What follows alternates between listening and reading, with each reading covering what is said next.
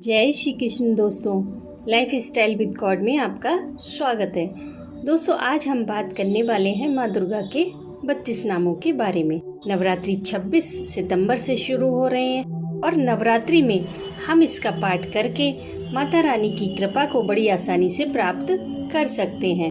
माँ दुर्गा के इन 32 नामों की नामावली बहुत ही ज्यादा प्रभावशाली और बहुत ही चमत्कारी है। इसका पाठ यदि पूरी श्रद्धा के साथ किया जाए और वो भी नवरात्रों के दौरान किया जाए तो यह एक ऐसी नामावली है जिससे बड़ी से बड़ी विपत्ति से भी छुटकारा पाया जा सकता है। दुर्गा सप्तशती में इसका वर्णन है कि जब जब देवताओं पर विपत्ति आती थी या फिर राक्षस उन्हें परेशान करते थे तो वो केवल माँ दुर्गा को ही पुकारते थे और माँ दुर्गा उन्हें कोई न कोई ऐसी आराधना या स्तुति अवश्य बतलाती थी जिससे कि वो उससे संकट से मुक्ति पा सके, उससे उबर सके। इन नामों का प्रयोग आप भी इस नवरात्रि में कर सकते हो या फिर आप अपनी मनोकामना के अनुसार इन नामों का अनुष्ठान कर सकते हो। ये नाम स्वयं माँ भवानी ने देवताओं को बताए थे। जब ब्रह्मा आदि देवताओं ने महेश्वरी दुर्गा का पूजन किया तो उससे प्रसन्न होकर माँ दुर्गा ने देवताओं से कहा कि देवताओं, मैं तुम्हारे पूजन से संतुष्ट हूँ, तुम्हारी जो भी इच्छा हो वह मांग लो, मैं अवश्य दूंगी। तब देवताओं ने कहा कि हे देवी, आपने हमारे शत्रु महिषासुर का वध कर दिया है, अब हमारे मन में कुछ भी पाने की अभिलाषा नहीं है, परंतु आपकी आज्ञा है, इसलिए हम कोई ऐसा उपाय जानना चाहते हैं जिससे शीघ्र प्रसन्न होकर आप संकट में पड़े हुए जीव की रक्षा करती हैं। तब देवताओं के पूछने पर माँ ने इस अत्यंत गोपनीय और दुर्लभ नामावली का वर्णन किया था और कहा कि यह सब प्रकार की आपत्तियों का नाश करने वाली है। तीनों लोकों में इसके समान कोई दूसरी स्तुति नहीं है। दोस्तों, आप भी इस 32 नाम माला का जाप करके अपने जीवन के समस्त कष्टों से, समस्त आपत्तियों से छुटकारा पा सकते हैं। दुर्गा सप्तशती में बहुत सारे ऐसे मंत्र हैं जो हमें जीवन की कठिनाइयों से तो छुटकारा दिलाते ही हैं, साथ ही साथ हमारी कुछ इच्छाएं होती हैं। सांसारिक जीवन में रहते हुए इच्छाएं होना स्वाभाविक है। उन इच्छाओं की भी पूर्ति इसका पाठ करने से हो जाती है। वैसे तो इस नाम माला का पुरस्चरण 30,000 पाठ का है। 30,000 पाठ करने से यह सिद्ध हो जाता है। उसके बाद हम किसी भी कार्य को इसके द्वारा पूरा कर सकते हैं, लेकिन इसमें समय लगता है। तो आप नवरात्रि में कम से कम इसके रोजाना 11 पाठ कर सकते हैं। नवरात्रि में आप शुद्ध होकर माँ के सामने बैठ जाइए। अगर आप धन, वैभव, ऐश्वर्य को पाना चाहते हैं तो एक सफेद कपड़ा बिछाकर माँ को स्थापित करें। माँ के सामने लाल रोली से एक त्रिकोण बनाएं और उस त्रिकोण में श्रीम लिखें। त्रिकोण का कोना आप अपनी तरफ रखें और माँ की मूर्ति दूसरी तरफ। और अगर आप विद्यार्थी हैं, विद्या को पाना चाहते हैं, किसी एग्जाम को क्लियर करना चाहते हैं या फिर किसी कंपटीशन की तैयारी कर रहे हैं, आपको नौकरी पाना है, किसी कंपटीशन की तैयारी कर रहे हैं, तब आप श्रीम ना लिखकर एम लिखें। उसके बाद आप एक दीपक को प्रज्वलित करके उस त्रिकोण के ऊपर रखें। फिर माँ का धूप, दीप, चंदन आदि से पूजन करके पाठ करना प्रारंभ करें। आप 11 पाठ प्रतिदिन करें। लाल कनेर के पुष्प चढ़ाएं।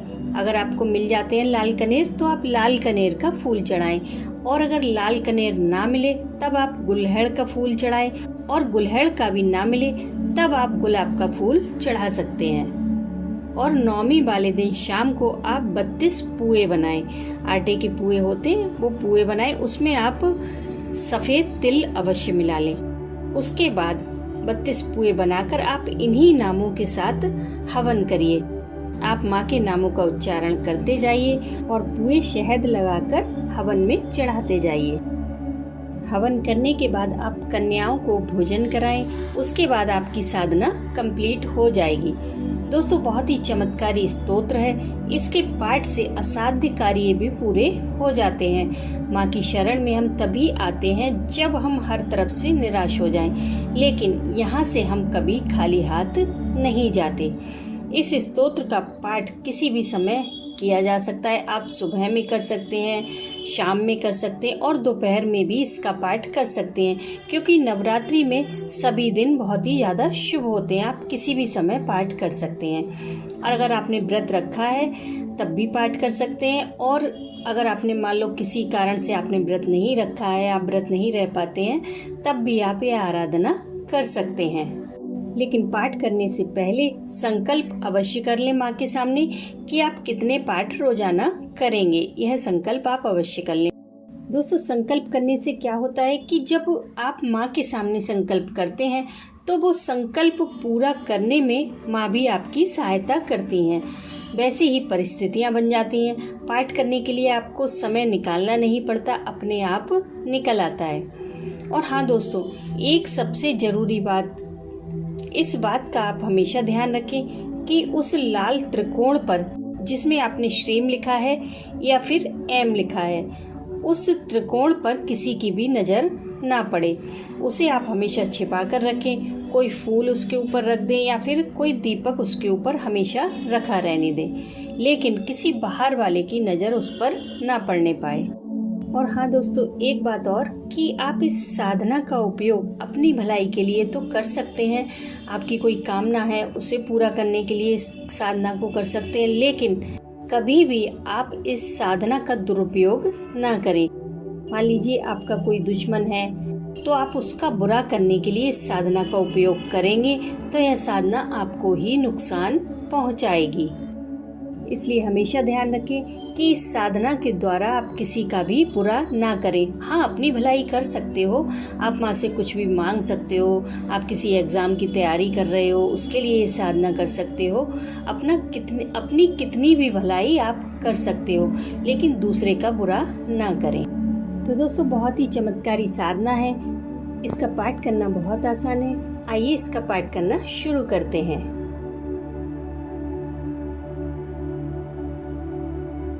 दुर्गा दुर्गार्ति शमनी, दुर्गा पद्म निवारिणी, दुर्ग मच्छेदिनी, दुर्ग साधनी, दुर्ग नाशिनी, दुर्गतोद्धारिणी, दुर्ग निहंत्री, दुर्ग मापहा, दुर्गम ज्ञानदा, दुर्ग दैत्यलोक दवानला, दुर्गमा लोका, दुर्गमात्म स्वरूपिणी, दुर्ग मार्गप्रदा, दुर्गम विद्या, दुर्गमाश्रिता, दुर्गम ज्ञान संस्थाना, दुर्ग मध्यान्ह भासिनी, दुर्ग मोहा, दुर्ग मगा, दुर्गमार्थ स्वरूपिणी, दुर्गमासुर सहंत्री, दुर्गमायुधधारिणी, दुर्गमांगी, दुर्गमता, दुर्गम्या, दुर्गमेश्वरी, दुर्ग भीमा, दुर्ग भामा, दुर्गभा, दुर्ग दारिणी, नामा बलि मिमाम यस्तु, दुर्गाया मम मानवः, पठेत सर्वभयान मुक्तो भविष्यति न संशया। जय माता दी। तो दोस्तों, बहुत ही चमत्कारी साधना है, कोई कठिन भी नहीं है, बड़े आराम से आप कर सकते हो। अगर आपको कुछ पाना है तो माँ को तो मनाना होगा। माता रानी पर अपना विश्वास हमेशा बनाए रखें और कनेक्ट करें अपने लाइफ स्टाइल को गॉड के साथ। मैं मिलती हूँ आपसे नेक्स्ट वीडियो में। तब तक के लिए राधे राधे।